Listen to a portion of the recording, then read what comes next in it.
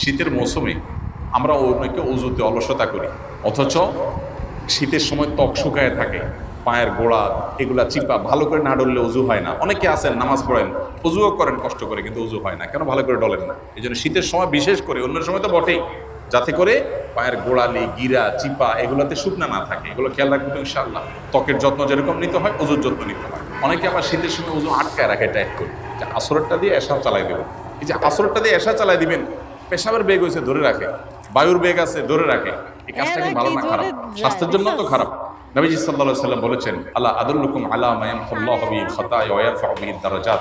তোমাদেরকে কিছু আমলের কথা বলে দিব, যার কারণে আল্লাহ তোমাদের গুনাহ মাফ করে দিবেন, তোমাদের মর্যাদা বৃদ্ধি করে দিবেন। তখন সাহাবীরা বলছেন অবশ্যই বলেন। তখন নবীজি বলেছেন তিনটা আমলের কথা। এর ভিতরে একটা আমল হলো ইসবাগুল ওযু আলাল মাকারিহ। কষ্ট আছে তারপরে ওযু ভালো করে করা, কষ্ট হয় তারপরে ওযু ভালো করে করা। তাহলে ওযুতে অলসতা করব না ইনশাআল্লাহ।